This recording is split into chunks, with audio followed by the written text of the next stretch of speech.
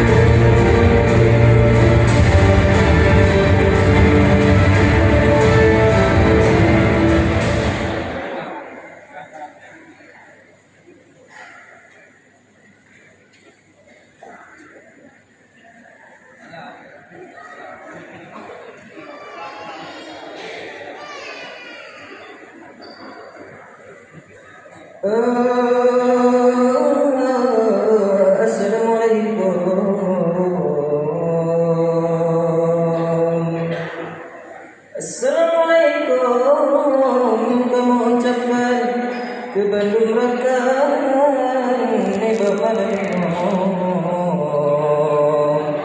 kepada hadirin serta hadirat hingga berkenan ada acara. Alhamdulillah, kami ucapkan kepada Tuhan Allah yang Esa, serta salam kepada junjungan Nabi Muhammad Rasul Mustafa. Salam hormat ulun tuan di kepada Irjan Pak Haji Faisal dan Kakak serta Direktur Muhammadin.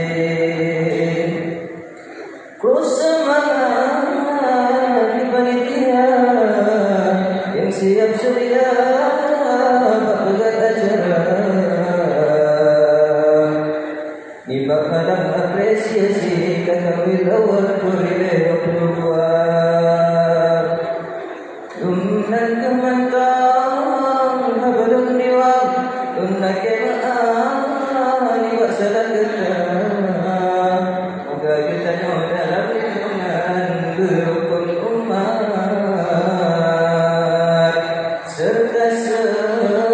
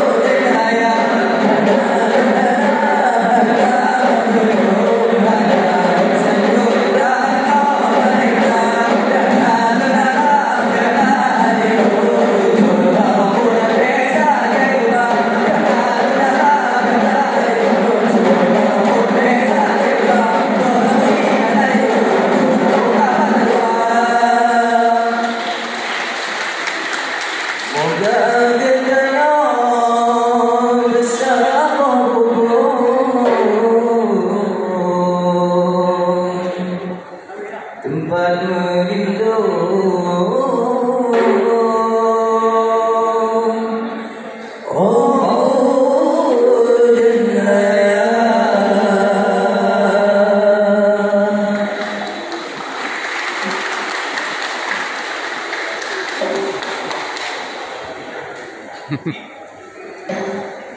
Assalamualaikum warahmatullahi wabarakatuh.